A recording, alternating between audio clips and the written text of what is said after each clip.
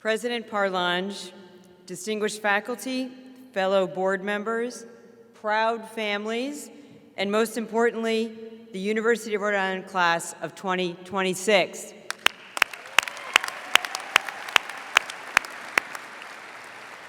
I want to start by saying something from my heart. I am so proud to be in this room with every single one of you. I graduated from URI, and 40 years later, I still say that with pride. You will too. You're stepping into a world that's noisy. AI is taking jobs, the hiring market is rough, the world feels uncertain. We've all read the headlines. I spent my career as an investor, and I can tell you something that I know to be true. In the moments when the world feels most uncertain, when things feel most chaotic, that is precisely where opportunity lives. You are not a statistic. You're a URI graduate, and that means something. You're a person with a degree, a story, and the ability to find opportunity hiding inside that noise. So there's 6 things I want to tell you today. I know you're supposed to speak in 3s, but we're URI grads, so we're going to do 6. Number 1, build a technical skill, something that is uniquely yours. In my first investment role, I realized that I was good at investing in a less understood part of the market. I spent hours deepening my knowledge, and I became the person that people came to on that topic. So find one thing that you can get genuinely good at that matters to people, something that makes people say, oh, you need to talk to her about that. There is no algorithm that can take that away. Number 2, don't chase the paycheck. Chase the learning. Don't measure your early career by your salary. I'll never forget the HR person who told me my very first job would pay me $23,000, barely enough to cover rent in New York City, and it wasn't even really what I wanted to do. But I could see that there were people who would teach me. Those people exist, but you have to look for them, and you have to be ready and show up to learn. The early years of your career aren't for accumulating status or for taking that job that sounds impressive at dinner. They're for accumulating expertise and knowledge. Number 3, this might be a little controversial, but use AI to get better, not to get lazy. Every job at its core is a set of tasks. When you break your job into those tasks, ask, where can AI make me sharper, faster, more precise? Not to replace your thinking, but to amplify it. The people who will thrive in this economy are not the ones who fear AI or who mindlessly rely on it. They are the ones who use it strategically to deepen that technical skill that you're building.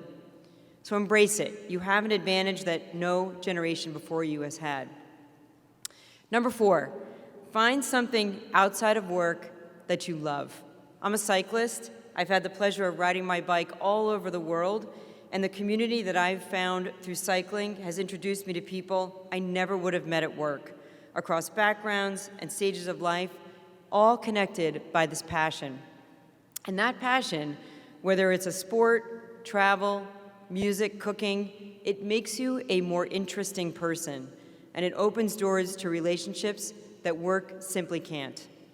And I want to say something about friendships. Invest in your friendships, protect them. Loneliness is more common than anyone wants to admit, and the antidote is not another app, it's showing up for the people who matter to you. Number 5, volunteer. Give something back. Early on in my career, I started volunteering with a nonprofit called the All-Stars Project. I met people from entirely different walks of life, and it humbled me in ways that no job ever has. And more importantly, if each of us is committed to making our community stronger, we would live in happier, healthier places. You have the skills and the energy. Find somewhere to give them. And finally, number 6, I think the parents are going to like this one. Save your money and start this week.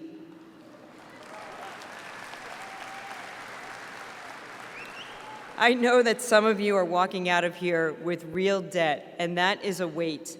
I'm not going to pretend otherwise. But that's exactly why this matters. When I got my first job, I set up a savings plan for $25 a week. That's it, $25. When I left the company 20 years later, I was stunned by what I'd accumulated. Financial stability isn't about being wealthy, it's about being free. Free to take a risk and free to say no to something that doesn't feel right. So start small and start now. You can survive without one coffee run a week, I promise you. So skill, curiosity, generosity, and discipline. It's a toolkit that I hope you'll find helpful. The world outside these doors is noisy, but I've spent a career finding opportunity inside that noise as an investor, but also as a woman in rooms that weren't always built for me. I learned that sometimes you have to work harder to be seen, but that is not a reason to shrink. It is a reason to be excellent. So my fellow University of Rhode Island graduates, your path is there for you, and you will find it. Congratulations, class of 2026. Go Rhode!